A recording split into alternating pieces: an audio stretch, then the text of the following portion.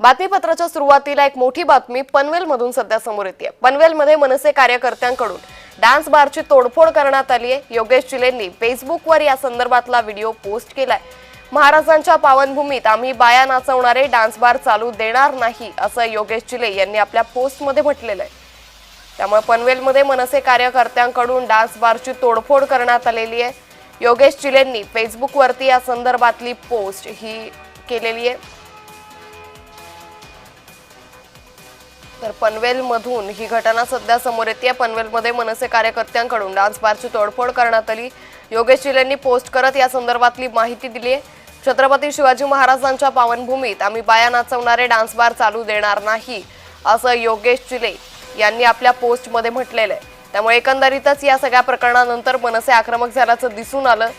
पनवेलमधील या डान्स बारची तोडफोड यावेळी करण्यात आलेली आहे। आता यापुढची कारवाई कशा पद्धतीने होते हे पाहणं अतिशय महत्त्वाचं ठरणार आहे।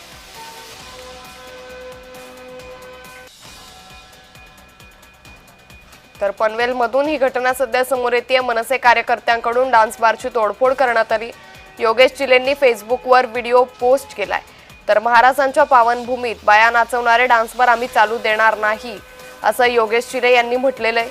त्यामुळे एकंदरीतच आता पनवेलमधील हा डान्स बारची तोडफोड केल्यानंतर इतरही डान्स बारवर मनसेकडून अशाच पद्धतीने आंदोलन करण्यात येणार का, त्याचबरोबर या आंदोलकांवर आणि त्याचबरोबर या डान्स बारवर कशा पद्धतीने कारवाई होते हे पाहणं अतिशय महत्त्वाचं ठरणार आहे। या संदर्भात अधिक माहिती घेऊयात आमचे प्रतिनिधी शुभम उमाळे यांच्याकडून। शुभम, पनवेलमध्ये मनसे कार्यकर्त्यांकडून डान्स बारची तोडफोड करण्यात आली, काय अधिक तपशील?